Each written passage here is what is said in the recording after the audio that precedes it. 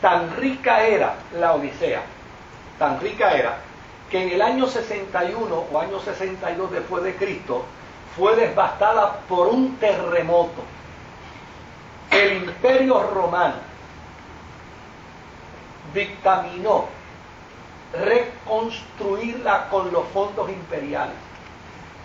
La ciudad le contesta al imperio: muchas gracias, pero nosotros tenemos dinero para reconstruirla sin el dinero del imperio. Así de ricos eran los ciudadanos de la Odisea. De hecho,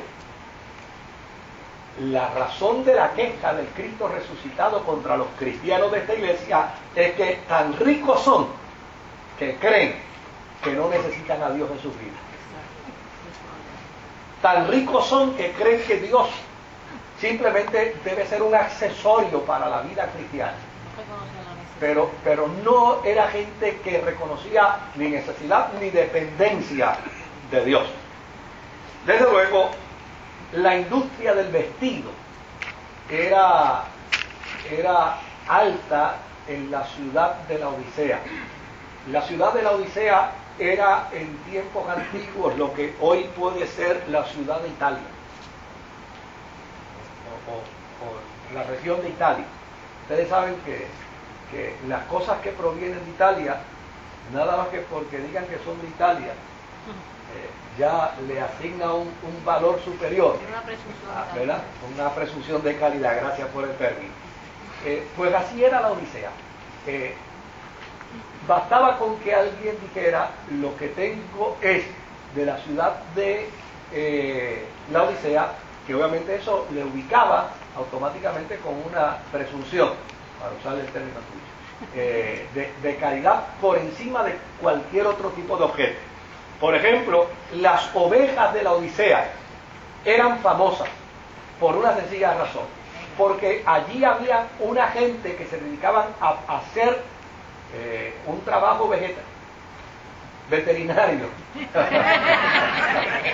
Por poco me enredo yo con mi tema.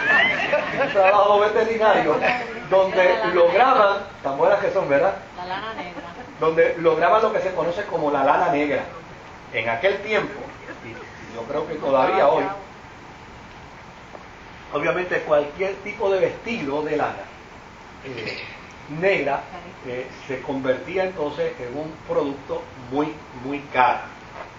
Por el otro lado, por tener una industria de lana fuertísima, allí se trabajaba muy bien con la cuestión de los mantos, con la cuestión de la ropa, etcétera, etcétera.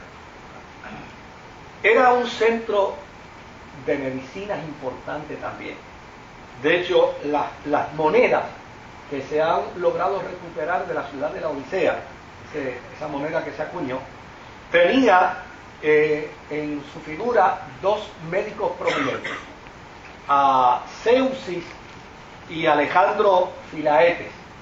Eran las dos figuras, las dos personas que ellos utilizaban en el acuñamiento de su moneda, y aparecían sus rostros precisamente en esa moneda. Por el otro lado, eran especialistas en el campo oftalmológico, claro, de aquel tiempo, ¿no?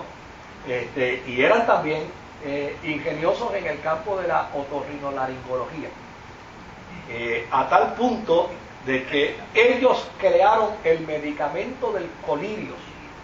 Era lo que en aquel tiempo obviamente podía ayudar en alguna medida a algunas enfermedades de los ojos. Por el otro lado, el comercio, acuérdense que muchos de estos productos eran de intercambio, y desde luego, siendo la Odisea una ciudad fronteriza, pues todos los caminos hacia Roma estaban obligados a pasar por la Odisea. Por lo tanto, la Odisea se había convertido en un centro comercial enormísimo, y como centro comercial, pues obviamente gozaba de un prestigio extraordinario. La población de judíos en la Odisea era enormísima, y ya hemos mencionado en infinidad de ocasiones que los judíos siempre han tenido la desgracia de no ser muy aceptados en medio de las sociedades, pero aun cuando no son muy bien aceptados por las sociedades se los tienen que tragar como quiera, porque ellos donde quiera están, se destacan de manera sobresaliente. En el campo de la finanza, en el campo de la industria, en el campo de la medicina, en el campo de la economía, en todo se destacan. Yo recuerdo un viaje que yo hice a Israel, que el hijo de una hermana de esta iglesia parece que quería saber de su mamá cada segundo y me prestó un teléfono de satélite. Pero yo quiero que tú te lleves ese teléfono de satélite por cualquier cosa que le pase a mami, tú me llamas y me dices. Y desde luego, fíjese qué interesante que entramos a Egipto, entramos a España, y yo no tuve problema, donde quiera, en cualquier esquina de calle, yo me paraba con aquella cosa, marcaba, ubicaba el sistema de satélite y en cuestiones de segundos ya yo estaba hablando en Puerto Rico, hasta que llegué a Israel. Cuando llegué a Israel no pude recibir una sola llamada ni pude hacer ninguna. Claro, el guía, que fue militar en Israel, pues yo le pregunté y me dice: muchachos, lo primero que hicieron en el aeropuerto cuando tú llegaste fue identificar ese teléfono. Y tan pronto lo identificaron, lo desactivaron. Así que cuando tú lo llevas a Puerto Rico, tienes que entregárselo al dueño para que lo vuelva a activar, porque ellos se encargaron de desactivar.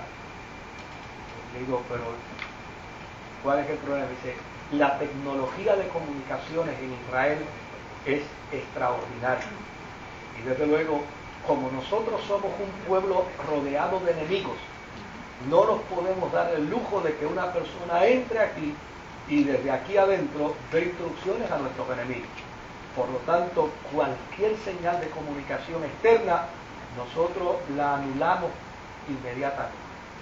O sea, mire qué cosa interesante, que en Israel no hay una sola mina de diamantes, y son los exportadores de diamantes más grandes del mundo. Y usted dirá: ¿y cómo es que no teniendo diamantes ellos pueden ser los más grandes exportadores? Pues ellos se las ingenian. De hecho, una cosa que es bien graciosa es cuando uno visita Europa y uno está caminando con la gente que le enseña, ¿no? Los lugares de Europa. Uno le hace la pregunta nada más que por decir estoy presente, ¿no? Los judíos los judíos nunca vivieron dentro de nuestras ciudades, estaban siempre allá afuera. ¿Y por qué? Bueno, no nos interesaba tenerlos dentro de la ciudad. Pero tienen que decir con toda honra, le digo, si el historiador es honrado, tiene que decir: ellos no entraban a nuestra ciudad, pero cuando nosotros teníamos necesidad, teníamos que entrar a sus villorios, porque ellos tenían el dinero.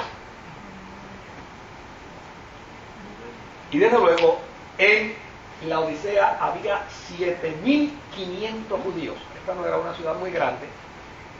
Y desde luego, se sabe que como resultado de los judíos, ellos tenían una fuerza económica extraordinaria. Mire, hay un dato del gobernador Flaco, en el año 62 a.C.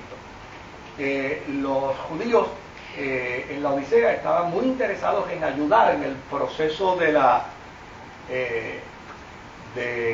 reconstrucción del templo y de la ciudad y de todo lo que concernía al templo de Jerusalén. Le confiscaron una cantidad en oro extraordinaria a los judíos justo en el momento cuando iba destinada hacia Jerusalén. Esto prueba que los judíos de Jerusalén eran judíos sumamente ricos. Ahora bien, en la Odisea no hay problemas con la persecución, porque los judíos de la Odisea no estaban tan interesados en el aspecto religioso, sino más bien estaban interesados en el aspecto económico y financiero. Su énfasis mayor era ese. Primero, porque muchos de ellos no eran judíos directamente de Jerusalén,